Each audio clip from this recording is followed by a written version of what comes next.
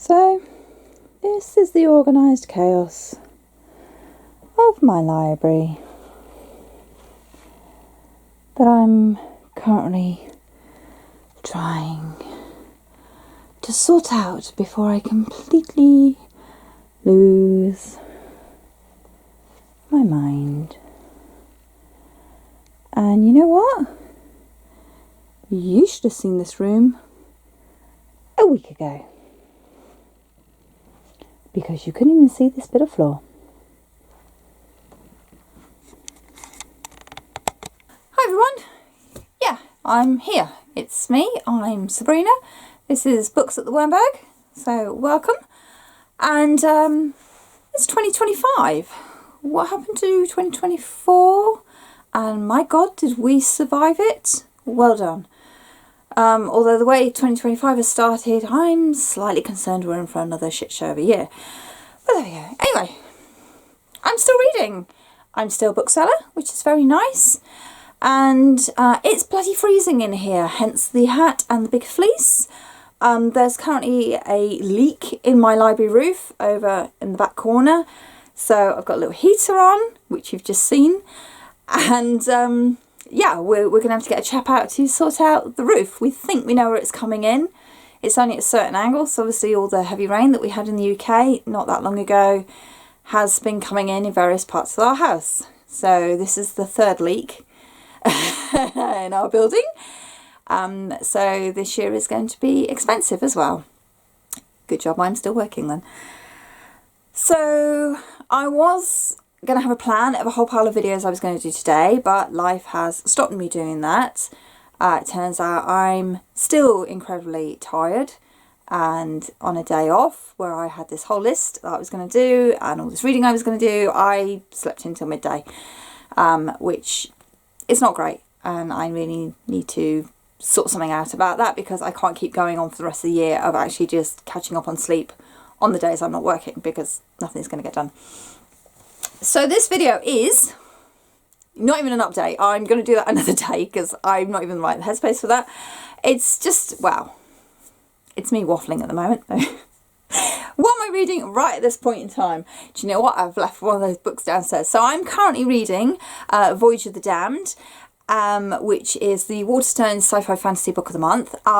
It's basically a locked room murder mystery with a sprinkle of magic on it. I'm loving it so far. Our main character we follow, who's trying to be like really obnoxious and unlikable, is actually a really nice guy.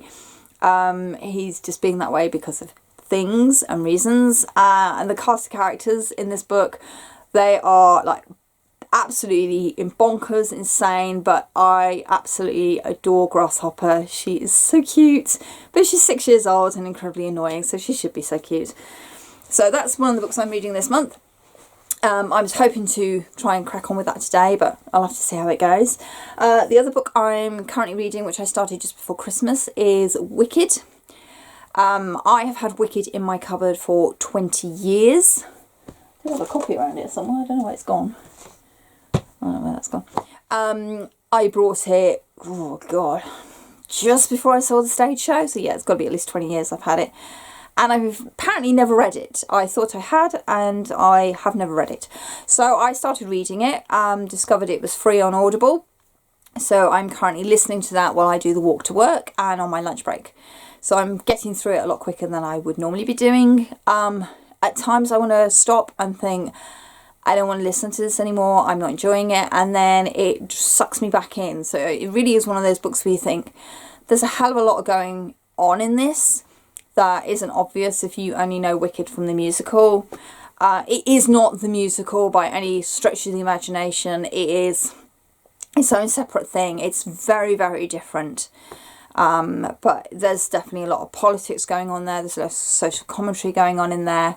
Glinda, I actually quite like in the book. I mean, she starts off terrible, which, you know, she does in the musical, but she mellows and becomes quite this rounded, decent character.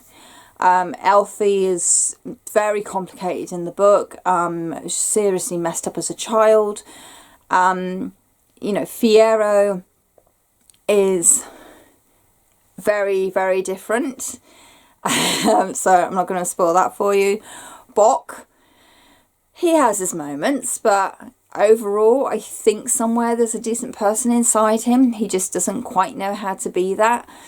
But yeah, it's really interesting. Madame Morrible is definitely the awful person. The wizard is just a nasty piece of work. I mean, he's not even the nice guy from Wizard of Oz. He's just an awful human being. Yeah, so actually I'm quite enjoying it, which is nice because I've heard some very interesting things about it. There are moments where I'm sitting there listening to it thinking, what the hell did they just say? You know, did I just hear porn in my ears? It's like, okay.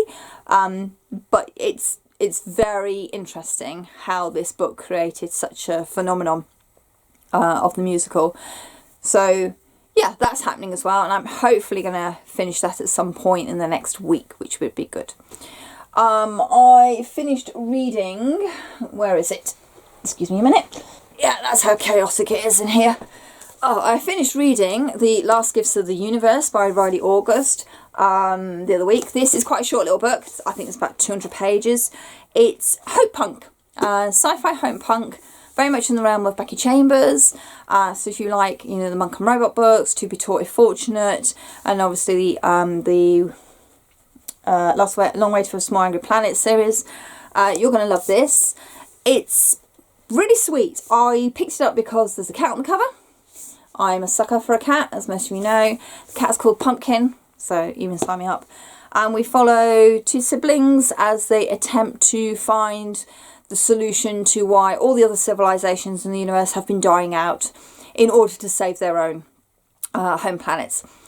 And it's effectively a story about the abuse of capitalism, about the pursuit of knowledge, about grief, about love, about loss. It's a beautiful little book, and yes, it did make me cry towards the end. There was a beautiful little scene, which I'm sure I have seen in something else, but I couldn't even place where I had seen it. But it doesn't, you know, lessen the impact of that little scene.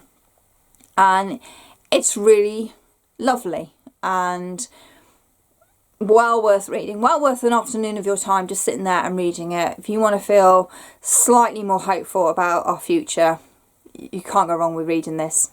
So yeah, I'm going to add this to my cozy read pile. So that's my current reading situation. My husband is still currently reading to me, what's it called, Shards of Earth by Adrian Chotosky. I do keep falling asleep on him, so it's taken us a bit longer than it should do to get through.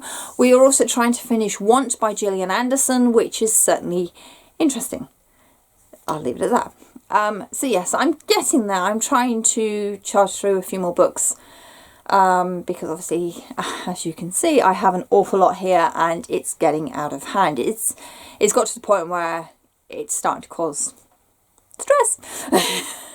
I really need to become a little bit more selective. So that's my reviewing situation, that's my current reading situation, and hopefully I will be posting more often on this channel. So you know where the like and subscribe buttons are. Hopefully the algorithm does something and sends this to people who have been following me for a long time and are wondering if I'm still here or not. Yes, I'm still here. That's it for this one.